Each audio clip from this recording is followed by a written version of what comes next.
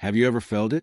That quiet, persistent hum of anxiety beneath the surface of your day. It's the feeling that you could be doing more, being better, moving faster. You track your sleep, optimize your morning routine, listen to podcasts on 2x speed, and yet there's a sense of exhaustion, a feeling of being perpetually behind in a race you don't remember signing up for. You feel this burden personally, but I'm here to tell you that you are not a faulty machine.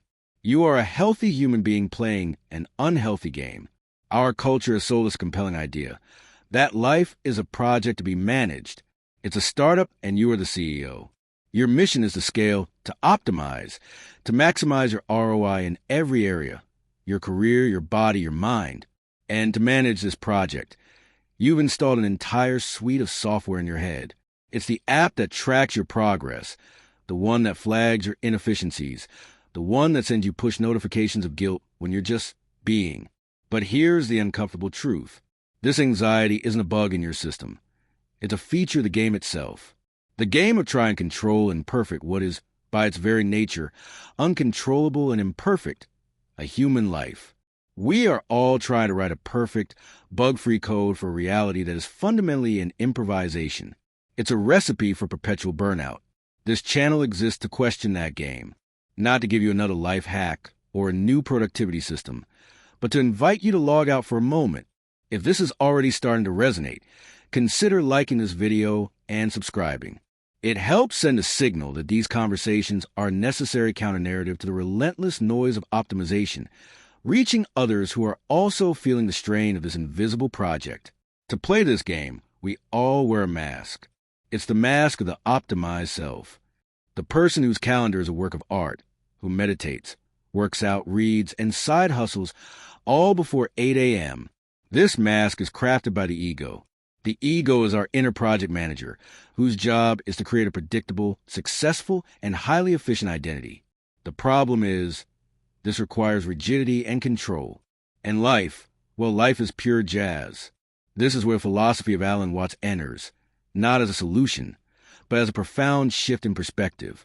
Watts would say we spend our lives confusing the blueprint with the building. Your 5-year plan, your personal brand, your productivity stats, that's the blueprint. It's not the living, breathing experience. The experience is right now. The feeling of air in your lungs, the light in your room, the messy, unpredictable, glorious business of being alive. Let's use our metaphor. Life is a computer program versus a jazz jam session. Your ego is the coder, frantically trying to write a perfect program for your life. It has defined all the variables and expects a specific output. Your anxiety is a syntax error message that flashes when reality, a spontaneous event, a change of heart, a failure, doesn't follow the script. You then try to debug your life, frantically searching for what went wrong with the code. The core insight of the wisdom of insecurity is this. You are not the coder, and you are not the computer. You are the musician. And life is not a program. It's a jam session.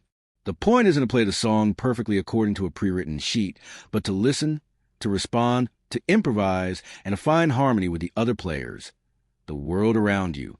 I can already hear the voice in your head. It's a very practical, data-driven voice.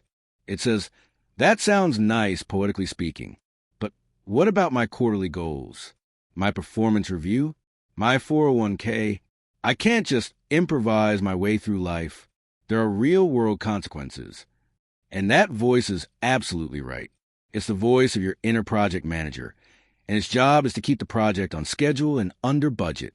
Alan Watts would smile at this voice. He wouldn't call it the enemy. He would recognize it as part of the performance. This practical voice is the operating system of the character we're playing. John or Jane Doe job title, a person on an upward trajectory. That character needs goals and plans. There's nothing wrong with that. The problem isn't the character. It's our amnesia. We've forgotten we're the actor playing the character. Think of an actor in a complex video game. They can be deeply immersed in the game, feeling the thrill of the quest, the frustration of a setback. But at a higher level, the player knows it's a game. They don't confuse their own identity with their character's inventory or skill points. When the character dies, the player doesn't die. They simply respawn and play again, perhaps with a new strategy. The breakthrough isn't to smash the computer and delete the game. That's just another form of rigid control. The real freedom comes from realizing you are the player, not the avatar.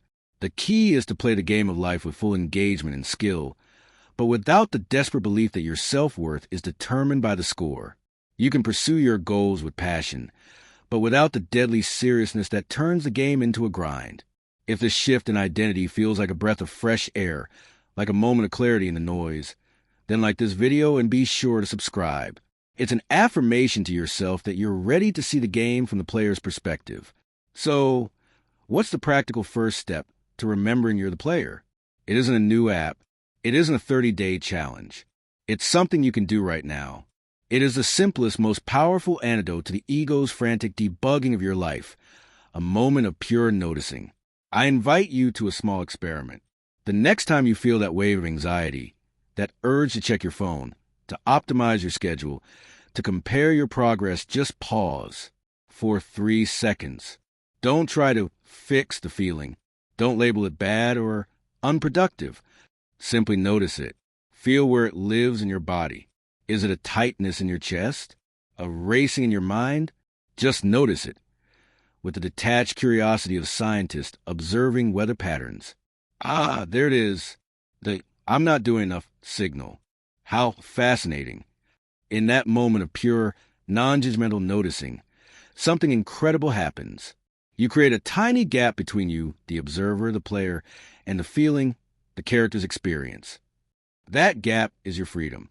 In that gap, you realize that the urge to control and the feeling of anxiety are just data points passing on the screen of your awareness.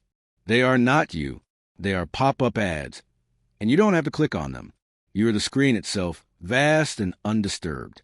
That single moment of noticing, when it becomes a habit, starts to seep into the rest of your life.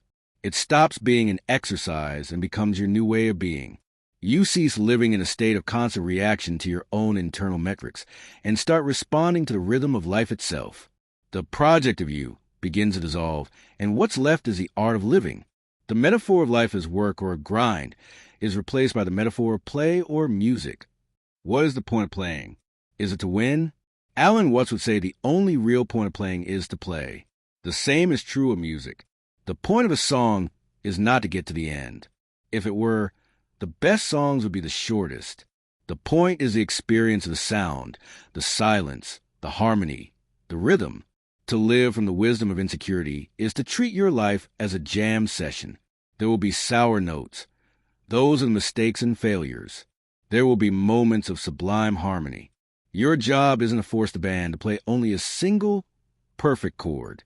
Your job is to become such an attentive and engaged player that the entire piece of music becomes a masterpiece. The fear of failure transforms. A wrong note in a jam session isn't a catastrophe. It's an opportunity for improvisation. The need for control vanishes. Because you can't control the music. You can only contribute to it. You still have goals, but you approach them like a musician exploring a theme, not a programmer executing a command. The joy is in the playing, not just a final chord. We began our journey today with a burnout from a game of endless optimization. We looked at the mask of the optimized self, listened to the voice of our inner project manager, and found a key, the realization that we are the player, not the avatar in the game. We found an antidote in pure noticing, and we finally swapped the metaphor of the program for music. Alan Watts doesn't offer a 5-step life hack to solve your anxiety. He offers something far more revolutionary, an invitation to see that the problem you're trying to solve is an illusion created by your own mind. You are trying to control a future that is imaginary and perfect, a self that is not a fixed entity, but a flowing process. Your anxiety is the friction generated by this impossible task. The cure, then, is not to win the game, but to see it as a game. It's to stop debugging your life and start living it. It is to understand, in your very bones, that you did not come into this world to get a high score. You are not a project to be completed. You are the universe itself, experiencing itself in the unique form of you. Your only real job is to be. If this philosophical jam session has struck a chord with you, the final invitation is simple. Subscribe to keep exploring these ideas with us.